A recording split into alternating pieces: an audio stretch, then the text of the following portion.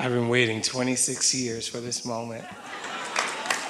Today is my birthday.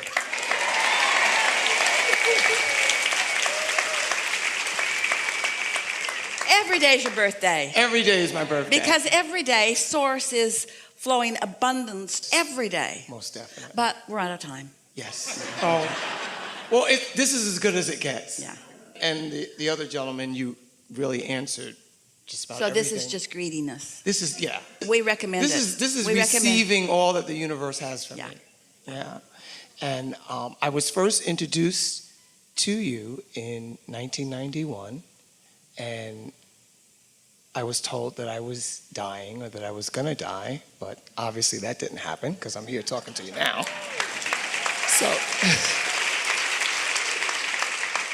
and I was given a cassette, so I'm really dating myself how far back that was. So we've been together for a long time. Yeah.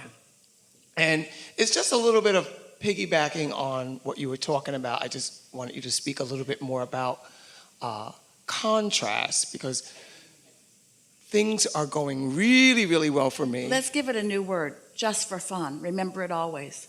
Just for fun. Clarifying trust. Clarifying trust. Or you could call it clarifying crap. But contrast, clarification. Clarification is what contrast is. It's just and the right relationship to have with contrast. adoration, appreciation. It's necessary to step one. It's essential to step one. And without the question, there cannot be an answer. Without contrast, there cannot be asking for more. Contrast puts the eternalness in eternity. It matters so much. It matters so much that you said, me, I want to go into the contrast, into the leading edge contrast, because I want to be a viable, integral part of taking thought beyond where it has ever been before. Contrast is such a good thing. Not just good, necessary. Not just good, essential. It's like when you go to a buffet and there's that variety.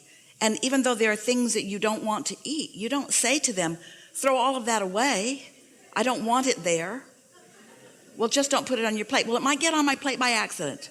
I might not be watching what I'm doing, and I might get it on my plate. Well, pay attention to what you're doing. Don't put stuff on your plate that you don't want. And if you get something in your mouth and it doesn't taste good, don't do it again. Would Abraham speak to, well, when I arrived here on the planet, all the big people that were already here that were taking care of all of my needs and housing and making sure I was fed, if I cried, if I were hungry, said that it's unrealistic for you to expect to not have a little rain with sunshine. And all of our songs and lyrics and everything speaks to this phenomenon of where it's almost delusional to think that things can always be good and then be more good and then be more good. Let's put this into a very clear perspective. Of course, we've established that contrast exists. But from contrast, there will be a vibrational bounce that is a wonderful, wonderful thing. Because out of knowing what you don't want, you know what you do want. And when you focus upon what you do want, you get more of that. And so when someone says that rain is necessary, we want to clarify that within all of it, you don't have options about what the conditions around you may be, but you have options about what practiced vibrational stance you have coming into it. Once you've shown yourself what meditation is and what alignment is and what clear guidance is, then you almost embrace contrast. We watch you. We watch the most evolved physical specimens of your species play themselves against the others in order to prove prowess, maybe, to win tournaments, maybe, but mostly it's this innate, natural understanding that when you experience that sort of contrast, a stronger desire is born, and that stronger desire summons more source energy resolve, which leads to not only more satisfaction, but to more. If you can start with the understanding that the dominant mantra or premise of all that isness We're talking about from the inner being part of you that made the decision to come into this physical experience again. That your strongest awareness is, your strongest request is for more. More life, more fun, more being, more experience, more love, more existence, more opportunity, more being, more, not less, not cease to be, continue to be. Ask yourselves, is eternity what your quest is, or ending of all things your quest? That's not a hard thing for anyone to answer. The moreness is what is so innate within you. And necessary to moreness is variety that causes you to choose something uniquely more. You didn't come to regurgitate what is. You came to ask for more than what is. Because until you can fashion its vibrational existence out of what now exists, it cannot become then a physical reality. So the environment that exists that you perceive with your physical senses is what inspires you to a quest for more. When someone's rude, you want them to be nicer. When someone's threatening, you want them to stop. Everything causes a desire to be born within you. And as this mass consciousness of billions of people, and it's not just the people, there's all manner of life on this planet that are sending out these requests. These requests are answered, each and every one. And you are thriving as a result of all of that.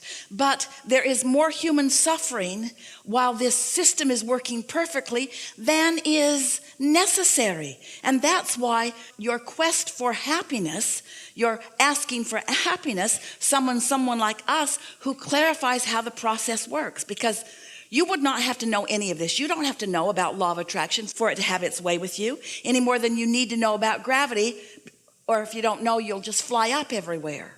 Why is that person floating around? Oh, he doesn't know about gravity yet. Well, that's not how it works. Gravity responds to him too.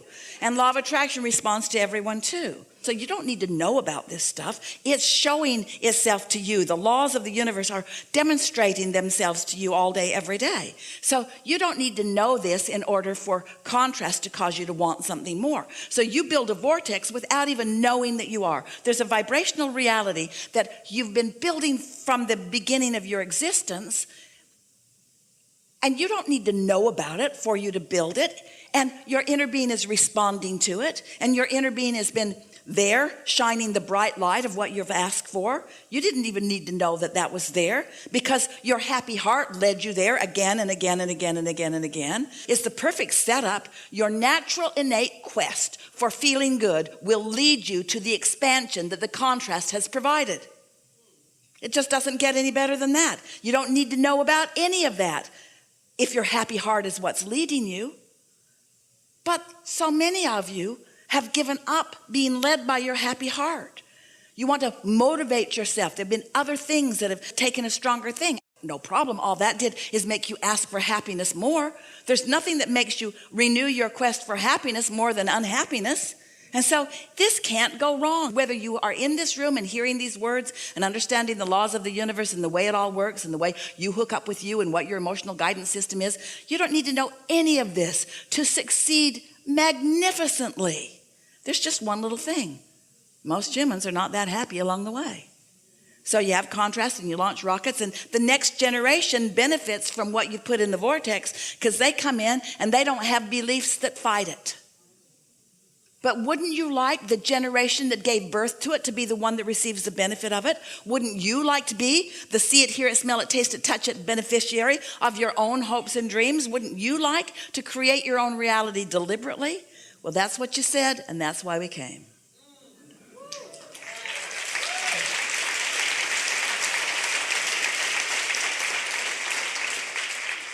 This is not a question, but it's just, this is life-changing for me, what you just said, on a level of DNA, because it helps me to have a relationship with what we call problems as opportunities for clarity. Delicious. It changes everything when I'm in the moment. There is no problem that is not life-giving.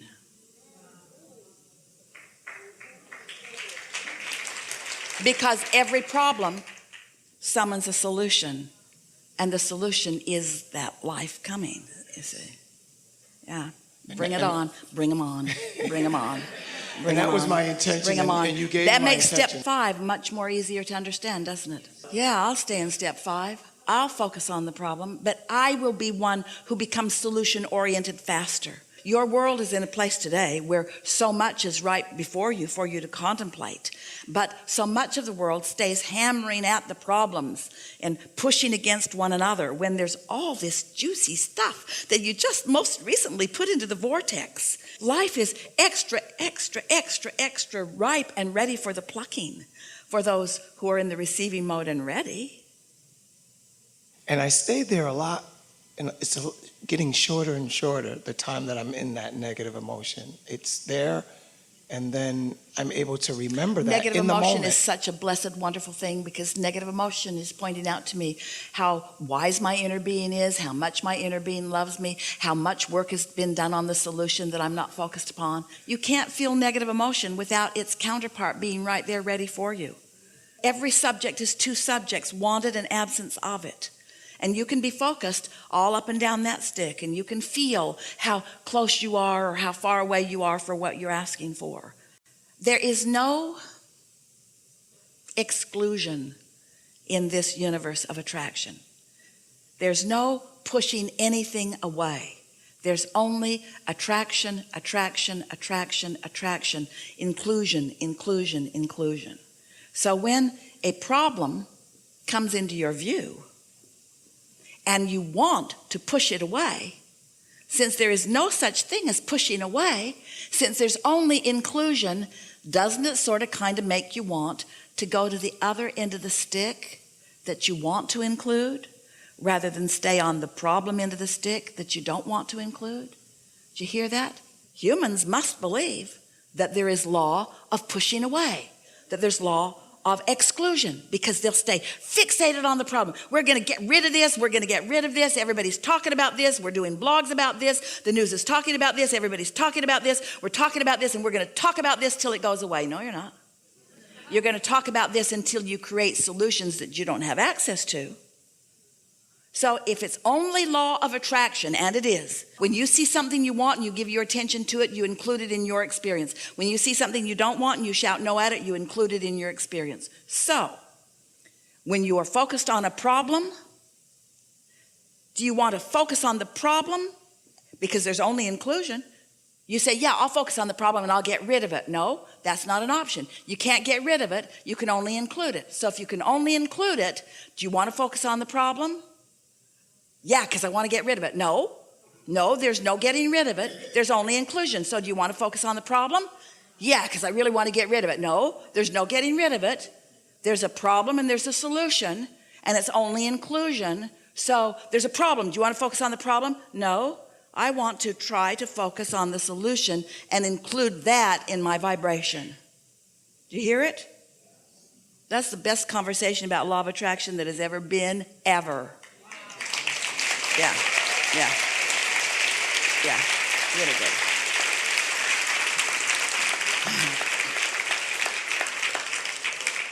That got right to it, didn't it?